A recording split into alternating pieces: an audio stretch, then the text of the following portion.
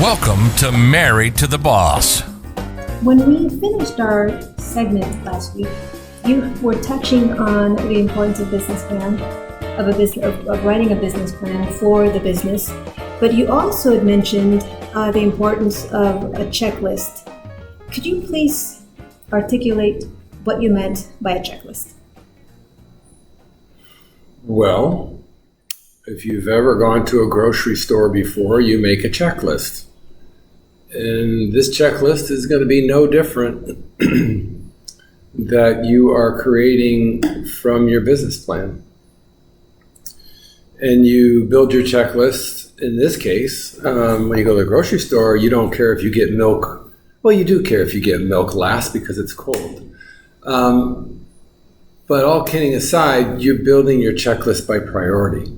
What has to get done within the first 30 days? Mm-hmm. So I think it's important that you break down your checklist as follows. You have a 30-day checklist, a 60-day, a 90-day, 180-day, and it may even go out further than that because there are so many things that it takes to build a business as entrepreneurs. You don't have a staff yet. You're not giving anything to anybody to do. It's you and your spouse, and you're trying to get as much done as you can in order to do what? Get the business going and get revenue. So in other words, this is the time to plan and prepare. Absolutely. So your business plan, again, is your roadmap. Mm-hmm. So now you need to take that plan and actually prepare yourself for all the things that you need to do. And I shouldn't say all the things, but most of the things that you need to do within your business plan. Is it also fair to add to your point in that it's important that the business plan is divided into either groups or halves as to who's best suited to address a certain section of the business plan? What I mean by that, for example, is you are better suited at doing the financials in a business plan mm-hmm. as opposed to myself. And it's not because I don't know how to add 1 + 1, but it's because you have a wealth of experience in managing very large organizations. So it just makes sense. It makes sense to give the person who has the largest bandwidth of experience in an area to do that part. Now, in I guess to put the example on myself, I would take on a technology part of the business plan. Why? Well, that's because I have a lot of experience dealing with large-scale technology projects, so it makes more sense for me to take on that. Absolutely. And for us to swap that out, and I do finance, you do technology, that would be a disaster. And we have enough respect for each other's experience and skill set to be honest with ourselves and say, hey, you know what? I shouldn't even touch the finance.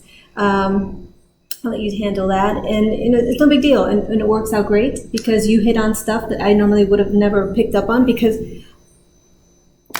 It does, and I'm not a fan of accounting, but I'm going to use that as an example. If I was an accountant and somebody asked me to put together, information for sales and marketing, that would be a complete failure. Mm-hmm. And in reverse, if I'm in sales and marketing, really don't ask me to put together information on what I need for, a bunch of accounting information. So it's about putting the right person in the right position within your company. Yeah, and a lot of times that person might be the same person doing accounting or financials as marketing, correct? Be the same person. So especially when you're starting out. Oh my gosh. Multiple hats. If you don't own a hat with like 6 bills on the top, then you're not prepared to run your company. But you need to really be ready to multitask in a very different way, and that means multitask by department. You have several departments in a company. So let me break this down. You have a corporation, and in that corporation you have several departments and you have department heads. In a small business, you don't have several department heads, but you have several departments, and you have to run those departments, right? So that means that you've got 2 people with, let's just keep it really simple, 10 departments. You got to try to break it down to where you get 5, I get 5, and we do the best that we can within those 5 departments. As you know, there's 3 things that we are not comfortable in.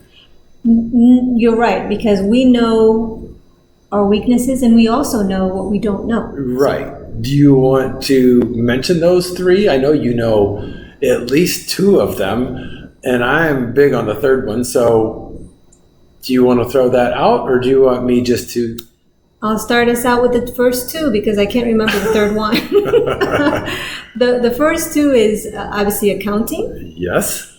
The second one is legal. Yes. And I don't remember the 3rd one. The 3rd one is, even though you have a technology background, you don't code. Oh, that's so true. we don't code. So if you're going to build, I always forget about that because I know. But I do certain codes, but not anyways. Not to do what the kind of work that we normally do. Right. So when you don't know something, like we're not attorneys, right? We're not CPAs, right? And we don't write, software code. So if we're in a software business, you definitely have to have an attorney. You definitely have to have an accountant. I mean, that's a given. I think every business needs that. But in our case, in the software, you have to have somebody that writes code. So you got to go find somebody. Mm-hmm. Outside of that, there's nothing you and I have not done in business. Right. So, not to boast, because we're not boasting. No. As much as we know and as much as we have done, we still have to prepare, as we did with our last business. You have to prepare, and you get the business plan and you lay out the checklist, and you say, okay, we'd like to have this done in the first week. We'd like to have this done in the second week, the third week, the fourth week, all the way up until all those main priorities are done. And then when you're done, guess what's going to happen? We forgot this, we forgot that, we forgot this, we didn't do this, we didn't do that. And you got to add more to your checklist. It's very, very, very important to have those items in front of you as a checklist every day. Yeah, as opposed to having this 10 to 25 page book that we reference as a business plan that is a little bit more tedious to get through. That's and right. Even if it's digital copy, trust me, it's more tedious to get to the section that you might be trying to address. So having the checklist along with the timeline for that checklist does help keep you on task. Which also, as a result, keeps you on time. Here's a really good example. One day you might be in front of an investor. Your investor does not want to hear about your business plan. If you start talking about your business plan, that person you're talking to is just going to exit stage left. So forget that. What he is going to want is no more than 60 seconds of what your company's about. That is if you in similarity, that is like your checklist. Your checklist is an overview of items on your business plan. So look at it in that way. Stop right there, though. Yeah. To qualify that statement, that investor, they may not. Your point is that's not what they're going to want to see running out of the gate. They're not going to want to see your business plan. They'll get to the point where they'll want to see the business plan because they want to make sure that you put some thought into the business. Right. They're going to want to see your business plan, but if you don't get past the first 60 seconds, they'll never see the business plan because they're never going to call you or talk to you again. Correct. So your checklist is to keep it in front of you every minute of every day. We got this done. This date we completed. This date we completed. That is really important in part of this whole preparation of the things that you need to do, from all of the language and all of the different departments and things that you have to do on the business plan. Because if you have to go back to the business plan and say, what did I say about sales and marketing? It's going to drive you crazy. Right. And that's something that if you really did your homework, your market analysis, your SWOT analysis, your risks, your competitive landscape. If you actually do your homework, and that's what I mean by homework, you shouldn't have to think twice about that. You will know your business and you will know your outlook, and you will know what you are, when you are up against something, you will know how to react to it. Absolutely. There's not going to be, we're going to get some gotchas. Absolutely. It would be misleading for us to say that it's going to Yep. help you see, like a crystal ball, see the future, Yep. but at least it's going to help you be prepared for the future. Yep. And and what you really, again, we have a lot of expertise in what we're talking about, but we don't know everything. Actually, we don't know anything. We're just sharing some things that what we've gone through in our business life. So, after, part of your preparation is getting educated. And if anybody thinks that they're not educated enough, that'd be a true statement. You're not. So you've got to if you're going to write the business plan and you're going to prepare to build your business, you have got to get educated. Well, what does that mean?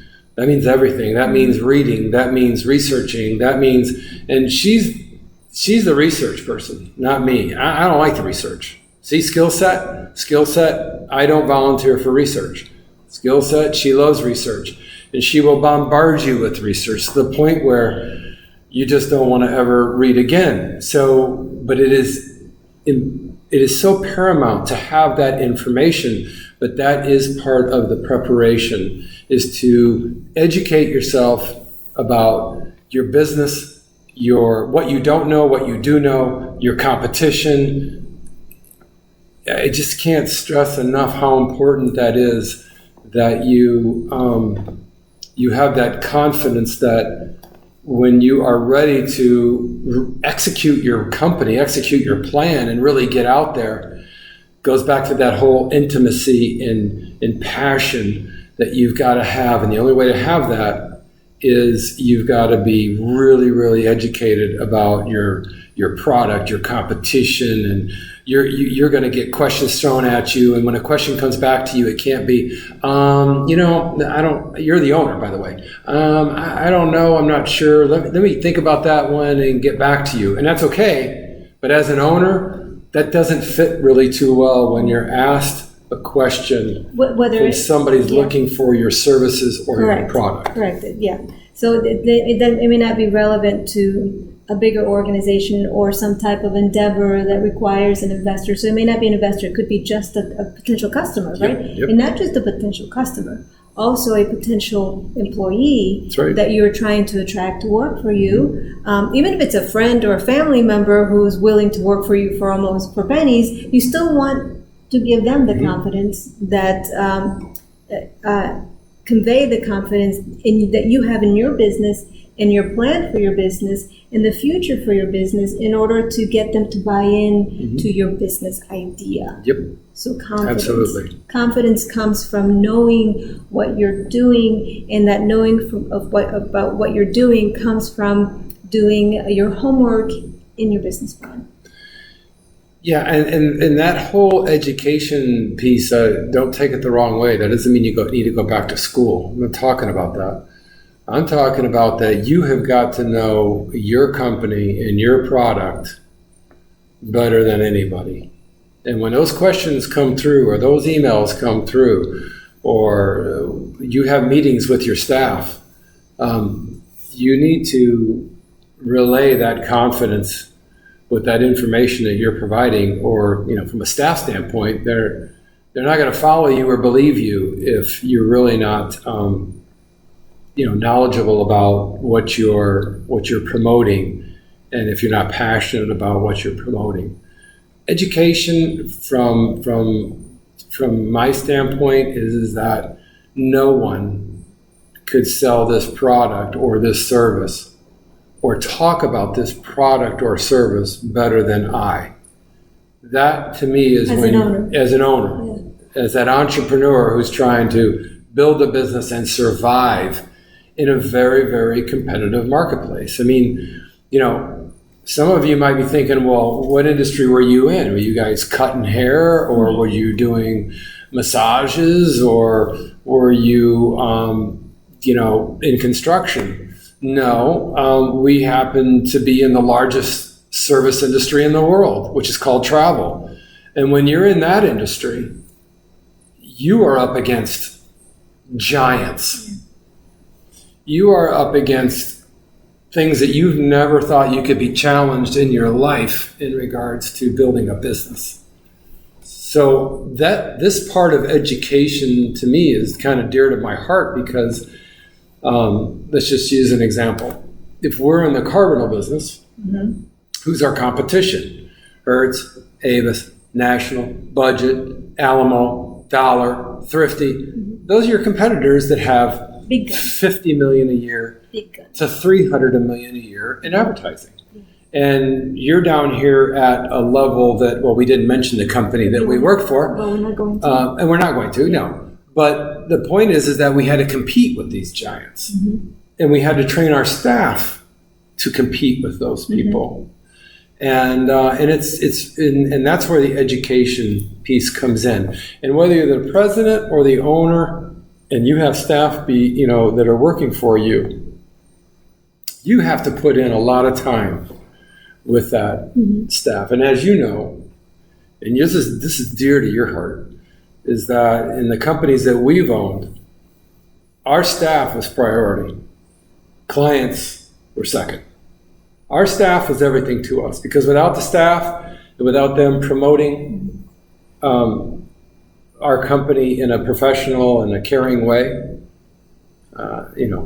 the clients, I'm not sure what they're going to think about our company, but it's probably not going to be good. So to summarize, how does all of that get folded into the business plan? That's all tied to preparation and education. So you got the business plan that's going to lay out the roadmap. You've got the preparation that's going to get you ready as owners. As owners, we have to be ready before we sit down and start educating ourselves and educating our staff. So business plan, preparation, education is so essential in order to take that next big step, which is going to be, okay, we're ready for the marketplace. We're ready to start getting clients. And I'm telling you, that is the most exciting part of building a business. Leading up to the point, and because we've done this too many times, is when you say, it's time to turn this baby on. And you get your first customer. There's nothing more exciting to that. Because you've got something good, it's proven, it works, and now it's all about what? Go get more customers. It's about. And your plan works, and your plan worked, and you've got to tweak your plan over time while you're always still preparing and you're always educating your staff. Right. Does that make sense? Total sense. So, we lived off of that. We still live off of that today. That's why we feel that this message is really, really important to our listeners, because you're not going to really read this anywhere. You're not going to find this on the internet. And if you do, send it to us. I'd like to see what it says. But we are, we've worked as hard as we can, but we also try to work as smart as we can. But keeping our staff as a priority, and then guess what happens when you keep your staff as a priority and you treat them with so much respect and you educate them. You build loyalty. The loyalty's crazy. It's crazy. And not only is it crazy, good, in a good way, but that rolls over to the client. And then guess what you hear? The client calls you and says, I wish I could throw out a bunch of names, but I can't. But this person, she's the best, or he's the best, and they call me back, and they're so responsive and knowledgeable about and then the product. What do you think as an owner when you hear that about your staff? There's nothing better than that.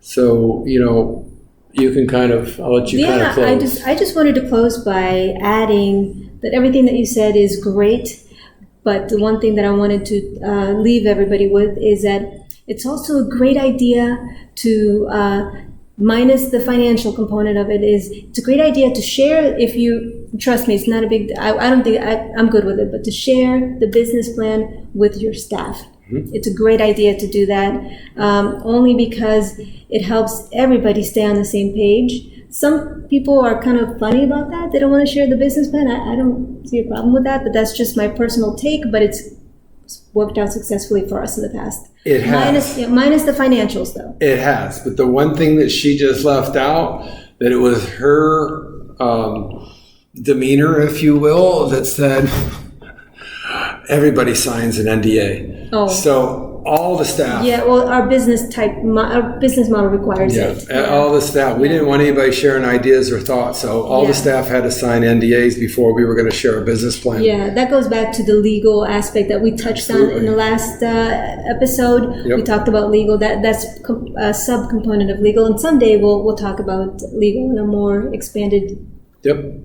session. Hopefully you got something out of this, and we're just going to keep overflowing you with information in regards to working together as couples, all the things that you need to think about as a couple. It can't be just me thinking about it or just her thinking about it. She is the brains, I'm not. But it takes both. It takes two to tango, and that is a fact in business. So we'll keep throwing things at you to hopefully help you in your business venture and have some success. Yes, we will.